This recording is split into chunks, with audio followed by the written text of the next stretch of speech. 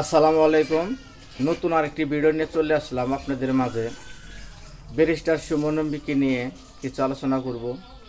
কিছুদিন আগে বেগমমন্ত্রী শেখ হাসিনা উনি 2,10,০০০ টাকা ব্যারিস্টার সুমন এমপিকে দিছে গরিব মানুষের জন্য। তো ব্যারিস্টার সুমন এমপি তার নিজের হাতে কিছু খাদ্য নিয়ে নৌকা দিয়ে যারা গরিব মানুষ পানিতে ভাসতেছে তাদের কিছু খাদ্য দেওয়ার জন্য উনি নৌকা নিয়ে চলে গেছে সে সিলেটবাসীর পাশে। তো আসলে উনি একটি ভালো লোক। দেখি কিভাবে উনি গরিব মানুষের পাশে দাঁড়ায় সেটা আপনার দেখবো। ভিডিওটি না টেনে ফুল ভিডিও দেখার চেষ্টা করুন আর চ্যানেলটি সাবস্ক্রাইব করে রাখুন। আর যারা চ্যানেলটি সাবস্ক্রাইব করছেন অসংখ্য ধন্যবাদ। আর অবশ্যই চ্যানেলটি লাইক করে রাখবেন। তাহলে চলুন ব্যারিস্টার সুমন এমপির কাছ থেকে আমরা ঘুরে আসি, যে দেখি উনি আসলেই নৌকা দিয়ে কিছু খাদ্য গরিব মানুষের কাছে দিতেছে কিনা। চলুন মূল ভিডিওতে আমরা চলে যাই।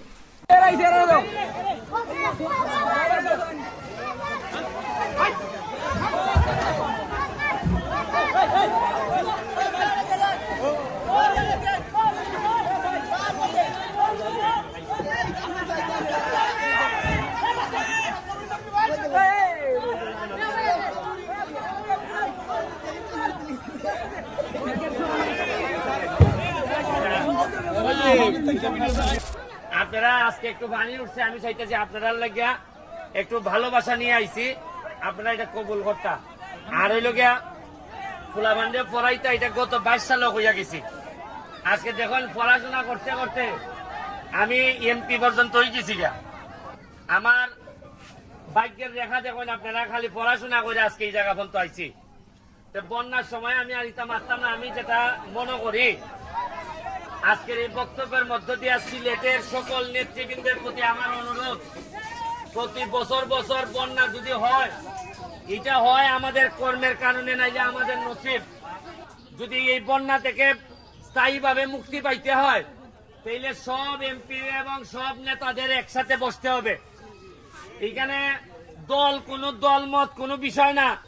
কেউ এক দল করে, কেউ আরেক দল করে, কিন্তু সিলেটের শাহজালালের উত্তরাধিকাররা যখন বিপদে পড়ে তখন আর দল মতের ঊর্ধ্বে এসে শাহজালালের মানুষদেরকে বাঁচানো আমাদের দায়িত্বের মধ্যে পড়ে, এটা আমি বিশ্বাস করি। আমি নেতৃবৃন্দকে জানাবো যে বন্যা পরবর্তী সময়ে আমরা বসে, যদিও আমার বাড়ি আপনাদের এখান থেকে প্রায় 100 কিলোমিটার, হবিগঞ্জের সোনারঘাট মাধবপুর, যদি লাগে আমারও ডাকেন। বৈশাখ কি জননেত্রী শেখ হাসিনার কাছে নিয়ে আমরা বলি যে আমাদের কি হইলে বন্যা থেকে আমাদের রক্ষা পাওয়া যাবে। আমরা বড় বড় প্রজেক্ট হাতে নেই। আমরা সমস্যা হইল কি জানেননি, আমরা সমস্যা হইল যে আমরা যারা সিলেটের নেতারা আছে, আমি সহ, আমরা নিজেরার বাইরে বেশি চিন্তা করতাম পারি না। আমরা মনে করি আমার চাকরি গান আমি টিকাইতে পারলে হইল, কিন্তু বন্যায় তো আর আমার চাকরি তোমার চাকরি মানে না। এবার তো সব গরকে উঠতে জায়গা। তা আমি আপনারা কইমো আপনার লেগে দোয়া করবা। আর আপনার লেগে যত সামান্য আমি খাবার শুকনা খাবার লই আইছি, সারা এলাকাতে বিভিন্ন জায়গা সিলেটে দিয়ে আইছি, এখনো দিতেছি। আর প্রবাসীদের প্রতি আমার অনুরোধ থাকলো যে আপনারা সব সময় আমাদের জন্য করেন। এইবার আমি যেহেতু এমপি, আমি পুরাটা দৌড়াইতে পারবো না 22 সালের মতো। আমি প্রতিটা প্রবাসীরা বলবো, আপনি আপনার যে এলাকা, এই এলাকায় আপনার গ্রামে আপনি একটু ত্রাণ পাঠান, সহযোগিতা করেন। তাইলে আমরা এমনিতেই আপনাদের কাছে কৃতজ্ঞ, আরো বেশি কৃতজ্ঞ থাকবো। আর আমাদের সিলেট বলতেই তো প্রবাসীদের সংখ্যা অনেক।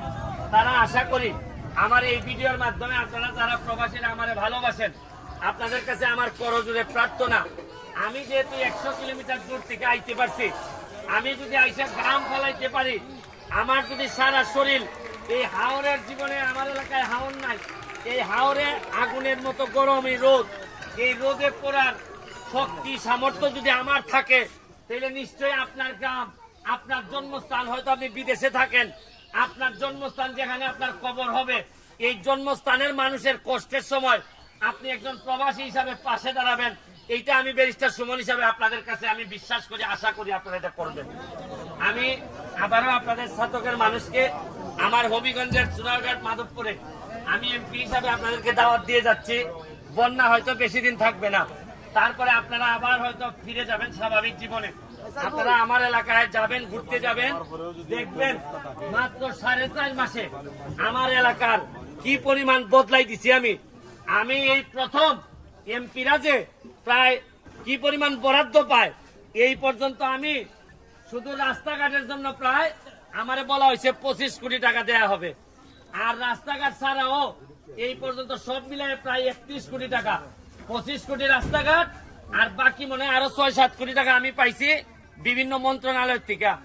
এইটার জন্য আপনারা জানেন যে অনেক কয়েকজন এমপি মহোদয়ের অনেক আমার নামে বিচার সংসদে যে এ পোলাটায় খেলে সব কই লিতাছে, মানে আপনার বরাদ্দ আপনার টাকা, এটা কেন আমি কই যাই এর লাগবে আমার নামে বিচার দেওয়া হয়। আমার বাপের টাকা এটা আমার জনগণের টাকা না, জনগণের টাকা জনগণে জানতো না কয় টাকা ভাই, কারণ জনগণে না জানাইলে আরাম চুরি করন যায়। তা আমি কইয়া দিছি আমি চুরি করতাম না, খেরে চুরি করবার লেগে দিতাম না। আমি আমার এলাকাটা সেভ করবো, আপনারা আপনার এলাকার নিরাপদ রাখুন, এইটুকু দায়িত্ব আপনারা কইয়া জননেত্রী শেখ হাসিনার একজন কর্মী হিসাবে আমি তার জন্য দোয়া চাইয়া আজকের মতো বিদায় নিতেছি। আসসালামু আলাইকুম। আচ্ছা